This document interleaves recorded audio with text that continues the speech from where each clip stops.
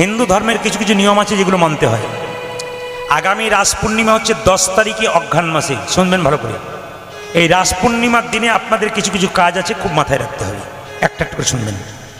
রাস পূর্ণিমা মানে কি, দেখবেন যে উৎসবের পেছনে আমাদের যাত্রা লেখা আছে সেই উৎসবে ভগবান মন্দিরে থাকে না। প্রমাণ দেখুন, রথযাত্রা ভগবান মন্দিরে থাকে না বেরিয়ে আসে? জোরে বলুন। জগন্নাথ বেরিয়ে আসে না, কোথায় যায়? মন্দিরে থাকে। যাত্রা, দোল যাত্রা, ভগবান রং খেলার জন্য ঘর থেকে মন্দির থেকে বেরিয়ে আসে। আর কখন রাস যাত্রা, তার মানে ঝুলন যাত্রা, এই সময় ভগবান কি করে, ব্রজগোপীদের সঙ্গে নাচ করার জন্য বেরিয়ে আসে, নৃত্য করার জন্য। যাত্রা, রাস যাত্রা। এই রাস পূর্ণিমার দিনটার কথা একটু বলে দিই আপনাদের। এই রাস পূর্ণিমা 10 অঘ্রাণ আপনাদের কিছু কাজ করতে হবে মা। সেই দিন কিন্তু দামোদর মাস শেষ হচ্ছে, সেই দিনটা কিন্তু বাড়িতে কেউ আমিষ করবেন না। এই হরিবাসরে এসে সবাই মন দিয়ে শুনে যান, আগামী 10ই অঘ্রাণ বাড়িতে কেউ আমিষ করবেন না। সেদিন কি করবেন একটা একটা করে শুনবেন। সকালবেলায় ঘুম থেকে উঠে আপনাদের প্রত্যেককেই গঙ্গা স্নান করতে হবে। প্রশ্ন করবেন, ওইখানেই তো বাদ, গঙ্গা কাছে নাই, স্নান করব কি করে? যদি না থাকে নদীতে, যদি নদী না থাকে পুকুরে, যদি পুকুরে ঠান্ডা লাগার ভয় থাকে বাথরুমে জল নেবেন। জল ঢালতে ঢালতে হরে কৃষ্ণ কৃষ্ণ কৃষ্ণ হরে হরে, হরে রাম রাম রাম। প্রতিদিন স্নানের সময় একথা বলতে পারেন। গঙ্গা স্নান হয়ে যাবে, জল ঢালতে ঢালতে গঙ্গা গঙ্গা 3 বার বলবেন। শাস্ত্র বলছে গঙ্গা স্নান হয়। এবার সবাই লক্ষ্য করবেন, স্নান করার পর আপনি নতুন বস্ত্র পরবেন। যদি নতুন না থাকে কাঁচা শুভ্র পোশাক পরবেন, ধোয়া পোশাক পরবেন। সেই পোশাকটি মায়েদের সেদিন হওয়া দরকার লাল পেরে সাদা শাড়ি, রঙিন নয়। চেষ্টা করবেন, যদি না পারেন তো যা আছে সেটা দিয়ে করবেন, এক কালারে পরবেন, লাভ আছে। সবাই লক্ষ্য করবেন। সেই দিন স্নান করার পর ভগবানের চরণে প্রণাম করবেন। কি কি দেবেন দেখুন, ধূপ দেবেন, দীপ দেবেন। ভগবানের প্রিয় ফুল কি বলুন তো? সাদা ফুল। ভগবান কিন্তু সাদা ফুল পছন্দ করে। আর 2 নম্বর, ভগবান হলুদ ফুলও পছন্দ করে, গাঁদা ফুল পছন্দ করে। এখন তো গাঁদা সিজন চলছে, আপনারা গাঁদা ভগবানের চরণে দেবেন। নিজের হাতে ফুলের মালা গেঁথে ভগবানের গলায় পরাবেন। কৃষ্ণের অষ্টোত্তর শতনাম পাঠ করবেন। এগুলো শাস্ত্রের কথা, কিন্তু সেই দিন কর্তব্য আপনাদের। কৃষ্ণের অষ্টোত্তর শতনাম পাঠ করবেন। ভগবানকে কি দেবেন? ভগবান দুধের খাবার খেতে ভালোবাসে। দুধের পায়েস দেবেন, দুধের পিঠে দেবেন, দুগ্ধ জাতীয় যা আছে। যদি আপনার তা না থাকে, আপনার যা আছে তুলসী পত্র তাই দেবেন আপনি, ওতেই গোবিন্দ খুশি। যদি ভক্তি ভরে দেন, তবে পারলে আপনি সেদিন ওটাই দেবেন, যদি সামর্থ্য হয়। 3, মন দিয়ে শুনবেন, সেদিন 2টো প্রদীপ জ্বালাবেন, একটা তিলের প্রদীপ, একটা ঘিয়ের প্রদীপ। যদি তিলের না পান তাহলে ঘিয়ের পান তো তিলের করার দরকার নেই। চেষ্টা করবেন, যদি এগুলো না পান তাহলে সাধারণ তেল দিয়ে করবেন, সয়াবিন তেল, সরিষার তেল দিয়ে করবেন। আচ্ছা, ঘিয়ের প্রদীপটা ভগবানের চরণে দেখাবেন 4 বার। ভালো করে শুনবেন, ডান দিক থেকে ভগবানের চরণে 4 বার, নাভিতে 2 বার, মুখমণ্ডলে 3 বার, গোটা শরীরে মাথা থেকে পা পর্যন্ত গুনে গুনে 7 বার। এবার বলুন আপনারা, চরণে কবার? জোরে বলুন, যে ঘুমাচ্ছে সে বলুন, চরণে কবার? চরণে কবার? 4 বার। নাভিতে কবার? 2 বার। মুখে কবার? 3 বার। গোটা শরীরে কবার? 7 বার। আচ্ছা, প্রদীপটা দেখানোর পর আপনার কাজ হবে, ওই প্রদীপটা দেবদেবীকে দেখাবেন, কিন্তু দেবদেবীর চরণে ভুল করে দেখাবেন না। সেদিন দেবদেবীর বদনে দেখাবেন। কবার? 7 বার দেখাতে পারেন, কিংবা 3 বার। গুরুদেবের ছবি যদি থাকে তাহলে গুরুদেবের ছবিটা আপনি কবার দেখাবেন? মুখমণ্ডলে দেখাবেন, চরণে কিন্তু আপনি দেখাবেন না। সেই দিন সারাদিন কিন্তু ভগবান শ্রীকৃষ্ণের নাম, নিরামিষ প্রসাদ। সেদিন আপনারা কাজ করবেন মায়েরা, সেদিন যে রান্নাটা করবেন না, সবার কাছে আমার নিবেদন রইল, সেদিন যে রান্না করবেন, ভাজা করবেন, ডাল করবেন, সবজি করবেন, যা করবেন, প্রথমে ভগবানের চরণে দেবেন, তুলসী পত্র দিয়ে ভগবানকে নিবেদন করে সবাই মিলে সেবা করবেন। ওই দিন আপনার প্রসাদ সেবা হয়ে যাবে। অনেককে জিজ্ঞেস করেন, আপনি কেমন, নিরামিষ ভোজি না আমিষ ভোজি? আমরা প্রসাদ ভোজি। অনেকে বলে না, আমরা প্রসাদ ভোজি, মানে রান্না করার পর ভগবানের চরণে তুলসীপত্র দিয়ে ভগবানকে নিবেদন করে যেটা পাওয়া যায় ওটা হচ্ছে প্রসাদ। মানে সেদিন আপনার প্রসাদ ভোজন হয়ে যাবে। রাস পূর্ণিমার দিন ক তারিখে বললাম মা? 10ই অঘ্রাণ। আপনারা এই কাজগুলো করবেন। নবদ্বীপের পাশে একটা কালনা বলে জায়গা আছে, ওখানে কিন্তু একজনের শ্বশুর বাড়ি। কার বলুন তো? নিত্যানন্দ ঠাকুরের, নিত্যানন্দ প্রভুর কিন্তু শ্বশুরবাড়ি কোথায় বলুন তো? কালনা। কালনাতে একজন বিখ্যাত গুরুদেব ছিল, তার নাম কি বলুন তো? তার নাম হচ্ছে হৃদয় চৈতন্য ঠাকুর। তার বাড়ি যাবে কে? ছোট্ট দুঃখী। দুঃখী যখন রাস্তা দিয়ে যাচ্ছে, যাকে দেখছে তাকে, ও দাদু, ও দাদু, নবদ্বীপ কোন দিকে গো? একজন বলো এক হোকা, এই নবদ্বীপ করছি, ভিখারির ছেলে, ভিক্ষা নিবি ভিক্ষা নেবার, নবদ্বীপ করছিস কেন? ছোট্ট দুঃখী বললো আমাকে ভিখারি বললি? হ্যাঁ, আমি টাকা পয়সার ভিখারি নয়, তবে আমি কিসের ভিখারি জানো? আমি প্রেমেরও ভিখারি, প্রেম ভিক্ষা করি যাব গো নদিয়ায়, যাব গো নদিয়ায়। হৃদয় চৈতন্যের কাছে এলো, মায়েরা সবাই লক্ষ্য করবে। যেই না বেরিয়ে এলো হৃদয় চৈতন্য, বয়স্ক মানুষ, তিনি বেরিয়ে এলেন। কে বাবা তুই? আমার নাম দুঃখী। কত বয়স তোর? আমার বয়স 5 বছর। বেশ, মানলাম। তা কি জন্য এসছিস? দীক্ষা নেব। দীক্ষা? তোর এই ছোটো বয়সে দীক্ষা নেবার মতি হয়েছে জেনে খুশি হলাম, কিন্তু বাবা আমার কাছে দীক্ষা নিতে গেলে তোকে পরীক্ষা দিতে হবে। তুই আগে দীক্ষা মানেই জানলি না, দীক্ষা নিবি কি করে? দেখুন ছোট্ট সেটা বললো, গুরুদেব দীক্ষা মানে আমি আপনার কাছে জানতে চাই, ছোট্ট বাচ্চা আপনি বলুন দীক্ষা মানে কি? যারা এখানে দীক্ষা নিয়েছেন বলে প্রথমে হাত তুললেন তারা শুনে রাখুন, দীক্ষা নেওয়া তো সোজা নয়। দীক্ষা নেওয়া মানে কি? দিয়ে খা। কাকে দিয়ে খাবেন? ভগবানকে দিয়ে খাবেন। যে ভগবানকে দিয়ে না খায় সে চুরি করে খায়।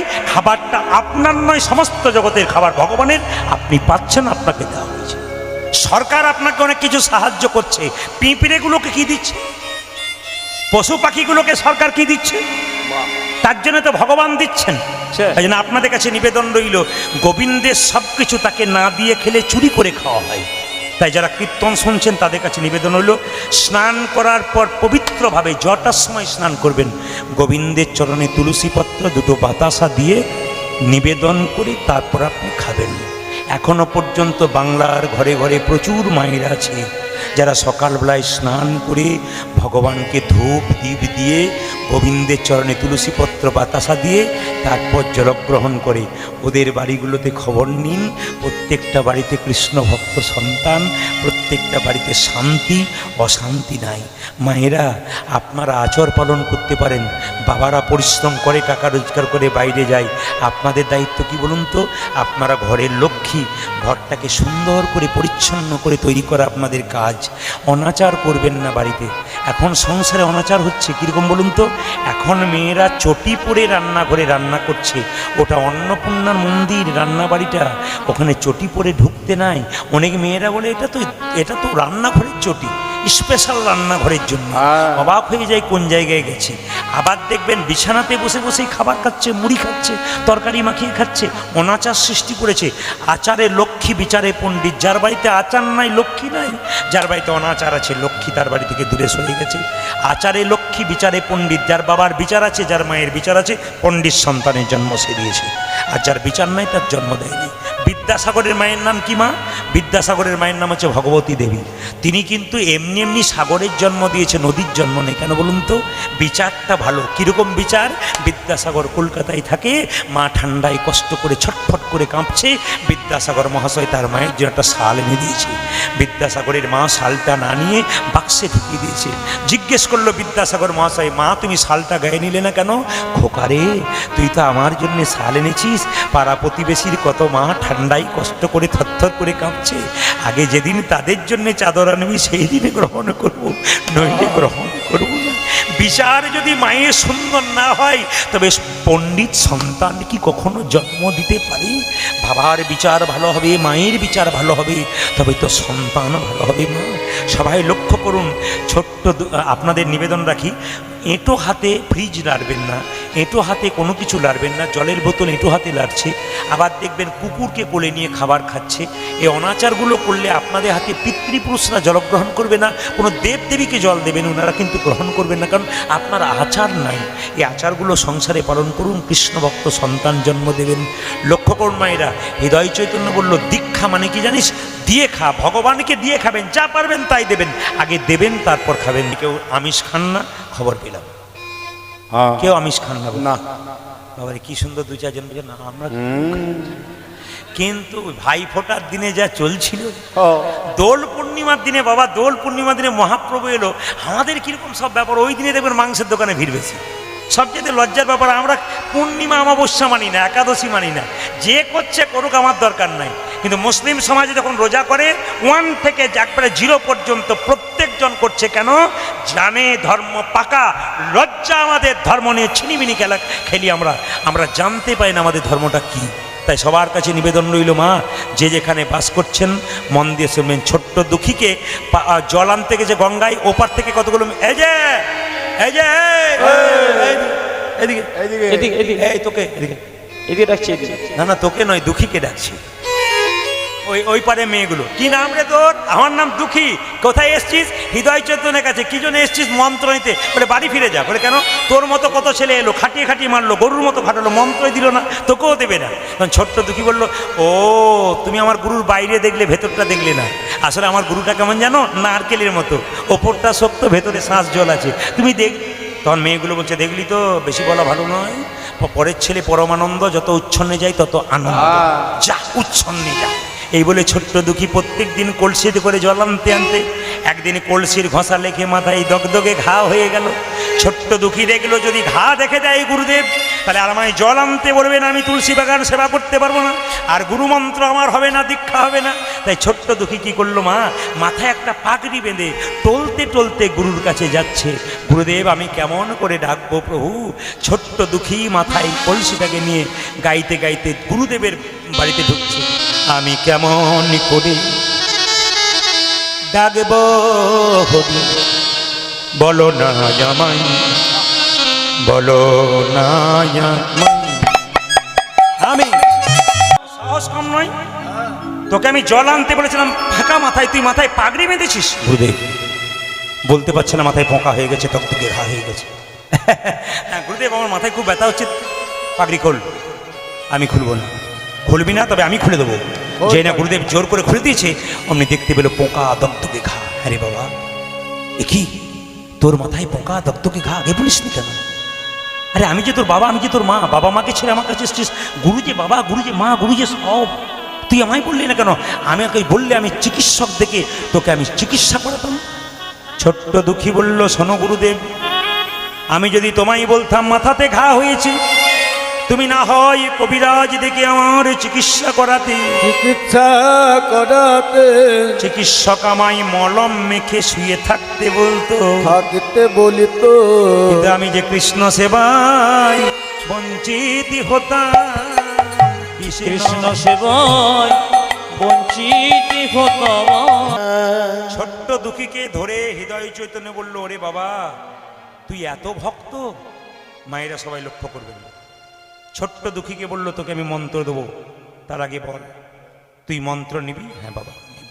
ছোট্ট দুঃখী কেঁদে কেঁদে বলছে, গুরুদেব 84 লক্ষ জনি ভ্রমণ করে এত সুন্দর মানবী জনবী পেলাম, এমন মানবী জন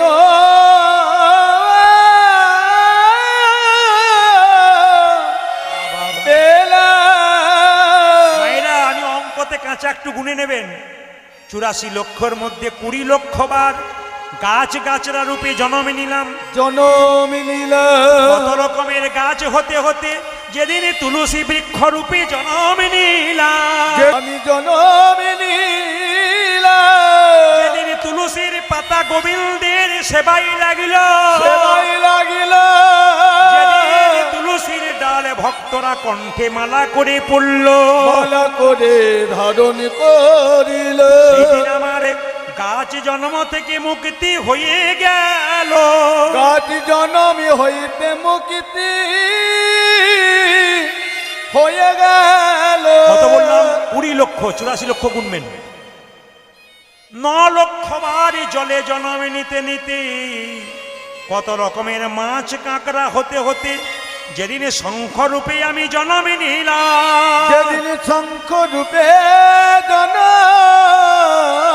নিলাম, যেদিন মায়েদের মুখে মন্দিরে বেজে উঠিলাম, সেদিন আমার জল জন্ম থেকে মুক্তি হয়ে গেল। সেই দিন জল জনমে হইতে আরে মুক্তি হয়ে গেল। এরা গুনবেন কত হলো? 20 আর 9 কত হলো? 31, 29, 11 লক্ষ বার কীট পোকা রূপে জন্ম নিলাম। কত রকমের পোকা হতে হতে যেদিন আমি ভ্রমর কুলে জন্মে নিলাম, ভ্রমর কুলে জনম নীলা, ফুলে ফুলে মধু সংগ্রহ করলাম, সেই মধু গোবিন্দের সেবায় লাগালাম। গোবিন্দের সেবায় লাগিলাম। সেই দিনে আমার পোকা জন্মে থেকে মুক্তি হয়ে গেল। সেই দিন মুক্তি হয়ে গেল। মায়েরা গুনবেন কত কষ্ট করে মানুষ জন্ম পেয়েছি। 20 লক্ষ গাছ, 9 লক্ষ কি জলে, 11 লক্ষ কি পোকা, কত হলো মা? 40।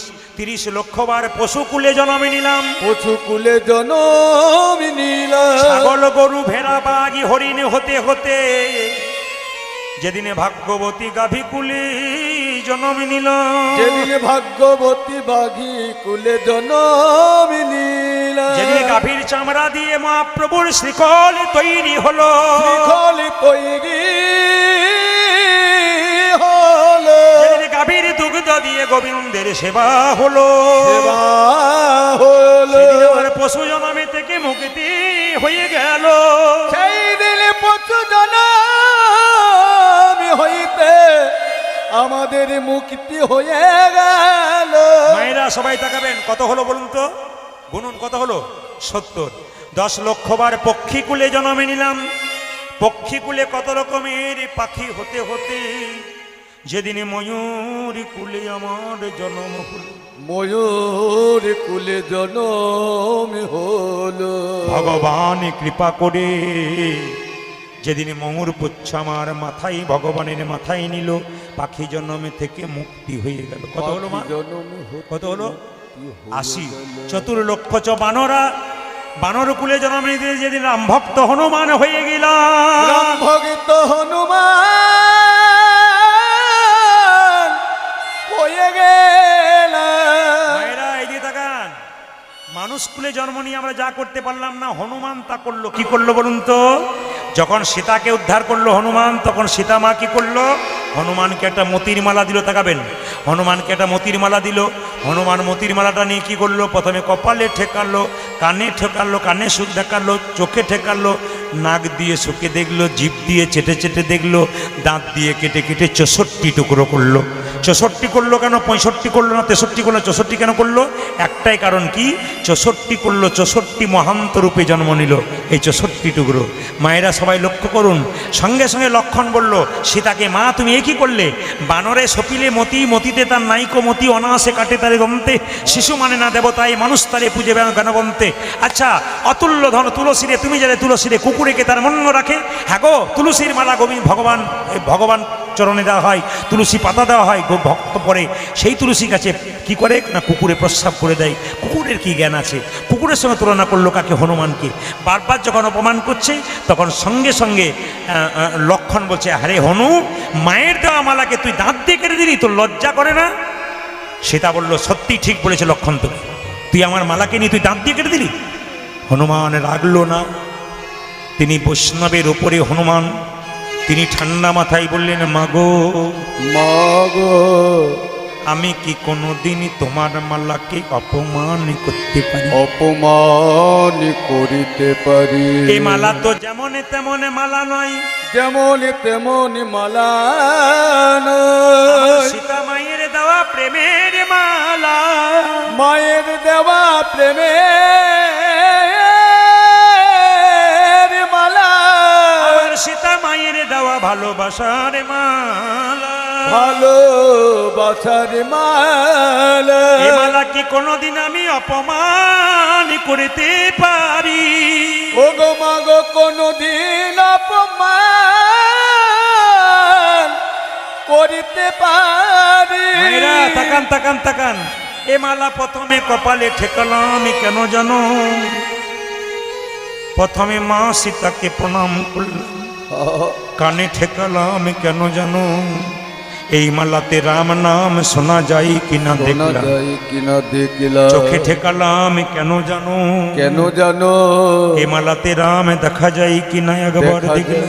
না নাগ দিয়ে শুকে শুকে দেখলাম কেন জানো এ মালাতে রাম অঙ্গের গন্ধ পাওয়া যায় কি পাওয়া যায় কি না জীব দিয়ে চেটে চেটে দেখলাম কেন জানো কেন জানো এ মালাতে রাম চরণের তুলসীর স্বাদ পাওয়া যায় কিনা স্বাদ পাওয়া যায় কি না যে মালাতে রাম নাম শোনা যায় না রাম অঙ্গের গন্ধ পাওয়া যায় না অলংকার নয় কলঙ্কের হার তা আমি দাঁত দিয়ে কেটে কেটে ফেলে দিলাম সঙ্গে সঙ্গে লক্ষণ বলল বাহ বাহ হনুমান বাহ আমার এতদিন অহংকার ছিল আমি রামের ভাই লক্ষণ তুই আমায় দেখিয়ে দিলি কেমন রাম ভজনা করতে আরে হনুমান সত্যি যদি তুই সীতারামকে ভালোবাসিস তবে হৃদয়ে মাঝে কি রামে দেখাতে পারবি হনুমান বলল গো লক্ষণ তুমি তোমার তীরটা আমায় দাও যেই না তীরটা দিয়েছে ও গো লক্ষণ শুধু এইখানে আমি রামে দেখাবো না সীতা দেখাবো যেই না বক্ষ বিদীর্ণ করেছে অমনি দেখলো একা রাম নয় দেখলো সীতারামের যুগলে মিলন দেখি সীতারামের যুগলে মিলন তোকে দীক্ষা দেবো কি রে বাবা তুই তো দীক্ষা সঙ্গে নিশ্চিত আই তোকে দীক্ষা দেবো মায়েরা নাম ছিল কি বলুন তো দুঃখী আজকে গুরুদেব মন্ত্র দিয়ে নাম রাখলো দুঃখী কৃষ্ণ দাস আজ থেকে তোর নাম রাখলাম দুঃখী কৃষ্ণ দাস এই দেখ তোকে একটা চিঠি লিখে দিলাম বৃন্দাবনে চলে যা ওই যে বিখ্যাত গুরুদেব আছে তার নাম জীব গোস্বামী পাদ ওকে চিঠিটা দিবি রাধা গোবিন্দের চরণ পাবি রাধা রানীর কৃপা পাবি যা তুই চলে যা বৃন্দাবনে পথে যাবে সবাই হাত তুলে চলুন ছোট্ট দুঃখী চললো কোথায় বৃন্দাবনে রাধা গোবিন্দের সেবা করতে সবাই একসঙ্গে হাত তুলুন একসঙ্গে পথ চলিতে কথা বলিতে পথ চলিতে কথা বলিতে আপনারা যারা হাততালি দেবেন তারা যাবেন বৃন্দাবনে যারা হাততালি দেবেন না তাদের একটা কথা বলি যারা হাততালি দেবেন না তাদের কিন্তু একটা আশীর্বাদ বলুন আর যা বলুন দিয়ে যাবো যারা হাততালি দেবেন না কাল সকাল থেকে স্বামী স্ত্রীতে কিছু বুঝলেন আপনাদের মাঝে মাঝে হয় বোধ হয় নাকি এখানে একজন দাদা বলে আমাদের হুগলিতে একটা ভালো সুবিধা কি স্বামী স্ত্রীতে কোনো ঝগড়াই না আপনার ঝগড়া নাই বোধ হয় নাকি মনে মনে যাবেন একবার বাড়ি দেখবেন কিরকম 2-10 দিন কথাই থাকে না তবে কোন স্বামী স্ত্রী সুখী বলুন তো যার স্ত্রী বোবা যার স্বামী কালা তার নাই কোনো জ্বালা বোবার কালা হলে কোনো অসুবিধা নেই হ্যাঁ ঝগড়া করার সময় অশান্তি হলে একজন গরম হলে একজনকে নরম হতে হবে আর দুজন গরম হবেন তো নিতাই গুরু হরি বল হয়ে যাবে পথ চলিতে কথা বলিতে পথ চলিতে কথা বলিতে পথ চলিতে হাত তুলে কথা বলিতে হাত তুলে পথ চলিতে কথা বলিতে একবার গাবো গাবো কৃষ্ণ নাম মধুর নাম হরি নাম পথ চলিতে কথা বলিতে একবার গাও গো কৃষ্ণ নাম মধুর নাম হরি নাম পথ চলিতে কথা বলিতে পথ চলিতে কথা বলিতে কবু বিশ্বাসে কবু বিশ্বাসে কবু বিপদে কবু সম্পদে প্রভু বিশ্বাসে প্রভু বিশ্বাসে প্রভু বিপদে কবু সম্পদে একবার গাহো গাহো কৃষ্ণ নাম হরি নাম মধুর নাম ধ্বনি পথ চলিতে কথা বলিতে পথ চলিতে কথা বলিতে তোমরা গো কৃষ্ণ হরি নাম মধুর নাম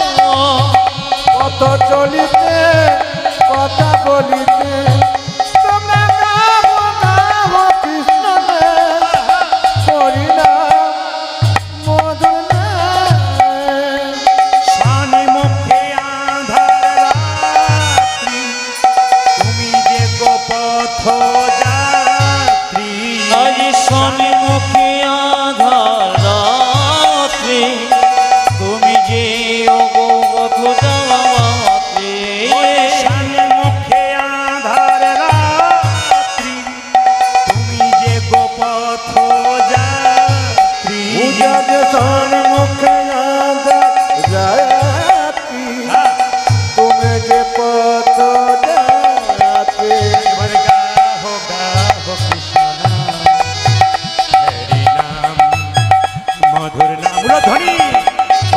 বলিতে আরে বলিতে কথা চলিতে কথা বলিতে তোমরা গো গো গো গো কৃষ্ণ হরি না মধুর নাম। কত চলিতে কথা বলিতে, কত চলিতে কথা বলিতে। জীব গোস্বামী পাদ কি জয়। কে তুই? আমার নাম দুঃখী কৃষ্ণ দাস। দাঁড়া, কি বললি? দুঃখী কৃষ্ণ দাস? যে কৃষ্ণের দাস সে কখনো দুঃখী হয়? যে মায়ার দাস সে দুঃখী হয়? বলছে না গুরুদেব, আমার গুরুদেব নাম দিয়েছে কৃষ্ণ দাস, আমার বাবা নাম দিয়েছে দুঃখী। তোর গুরুদেবের নাম কি? হৃদয় চৈতন্য। যেই না বলেছে আমার গুরুদেবের নাম হৃদয় চৈতন্য, সঙ্গে সঙ্গে কি করেছে দেখুন, ওরে কে আসিস, একটু জল দে জল দে জল দে। আমার গুরুদেবের নাম শুনে চমকে গেলেন কেন? জীব গোস্বামী বলল, তোর গুরুদেব কি যেমন তেমন গুরুদেব? হৃদয় চৈতন্য নাম কেন হয়েছে জানিস? হৃদয় মাঝে রাধা গোবিন্দাহা নিতাই গৌরকে নাচিয়েছিল হৃদয় চৈতন্য। এই দেখ বাবা, তোকে একটা ছোট্ট ঝাঁটা দিলাম, এই ঝাঁটাটাকে নিয়ে প্রত্যেক দিন কুঞ্জ মন্দিরে ঝাঁট দিবি। মায়েরা, বৃন্দাবনের রাসলীলা হচ্ছে 4,500 বছর ধরে। কত বছর বললাম? 4,500 বছর ধরে। আজকে তুই গোপী ভাব নিয়ে কি করবি না, ঝাঁট দিবি। মায়েরা, সোনার ঝাঁটাটা নিয়েছে ছোট্ট দুঃখী। সবাই মাথায় কাপড়টা নিন, সবাই মাথায় কাপড় নিন। বসো তনুশ্রী, বসো, সবাই বসো একবারে আনন্দে ভক্তি ভরে। এই জায়গাটি দেখবেন সবাই, রাধারানী চরণ লাভ করছে, সবাই লক্ষ্য করবেন আপনার রাধারানী কী পাবেন।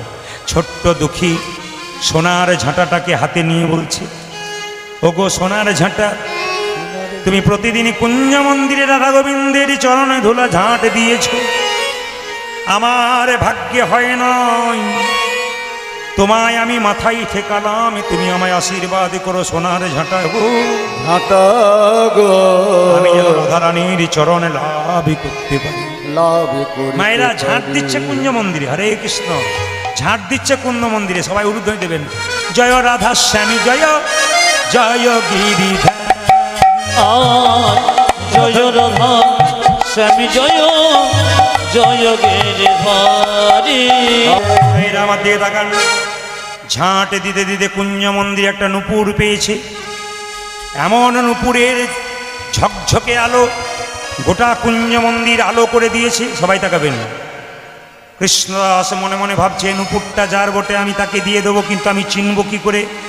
আমার গুরুদেব জীব গোস্বামীকে দিয়ে দেবো, যার নূপুর তাকে দিয়ে দেবে। যেই না কৃষ্ণদাস নূপুরটাকে স্পর্শ করেছে, আপনি সঙ্গে সঙ্গে গোটা শরীরে চমক দিয়েছে। মনে মনে ভাবলো, আমি নূপুরটা স্পর্শ করলাম, গোটা শরীর কেন চমক দিয়ে উঠলো? ও বুঝতে পেরেছি, আসলে ভক্তের ব্যবহৃত দ্রব্য কেউ যদি ব্যবহার করে তবে শরীরে শিহরণ জেগে যায়। আমার মনে হয় এটা কোনো ভক্তের নূপুর বটে। মায়েরা, নূপুরটাকে বুকে নিয়ে কৃষ্ণদাস চোখের জলে ভাসছে। আচ্ছা, এতক্ষণ ধরে কীর্তন শুনছেন, দেখবো আপনাদের আইডিয়া কেমন। একজন বলুন তো, নূপুরটা কার হতে পারে? জোরে বলুন। আমি খুব খুশি এই জন্যে, যেখানে কীর্তন বোঝে না যে জায়গাতে, সেই জায়গার মায়েরাও কিন্তু চিৎকার করে বলে এটা রাধারানীর নূপুর। তো মায়েরা নূপুরটা পড়ে গেছে, রাধারানী বাড়ি গিয়েছে, ললিতাকে বলছে, ললিতা ললিতা, ওরে ললিতা রে, সব গেছে। ললিতা বলে, কি সর্বনাশ হয়ে গেছে? ললিতা বলে, কেন সর্বনাশ হয়ে গেছে? আমি কুঞ্জ মন্দিরে গেছিলাম রাসলীলায়, কিন্তু নূপুরটা হারিয়ে ফেলেছি, তুই নিয়ে আই। ললিতা বলছে, সমস্যা করবি তুই, সমাধান করব আমি, হবে না। আমি কি করে যাব? সবাই আমায় চিনতে পেরে যাবে। ওরে ললিতা, সামান্য ব্রজবাসিনীর রূপ ধারণ করে চলে যা। মায়েরা, বৃন্দাবনে যারা গেছেন, কিছু মনে করবেন না, আমার দিকে তাকান।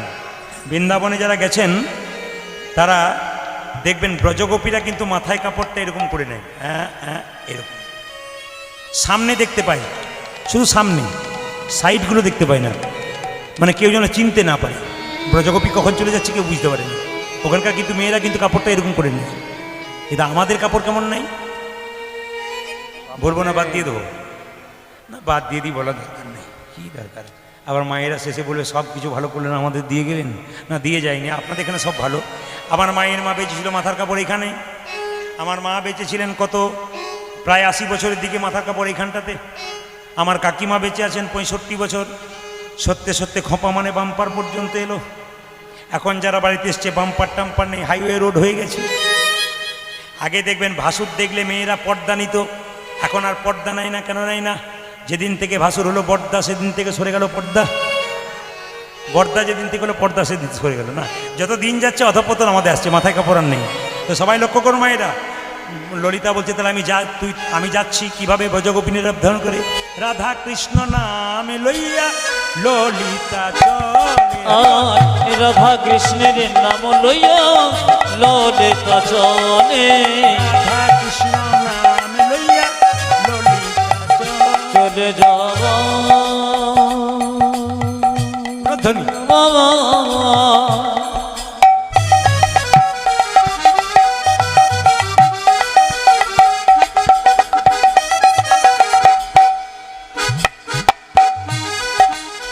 রাধা কৃষ্ণের নাম লয়ে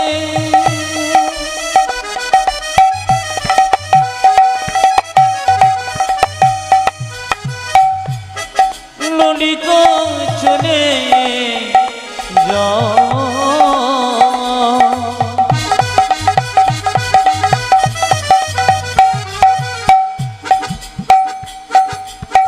নামে লবয়ে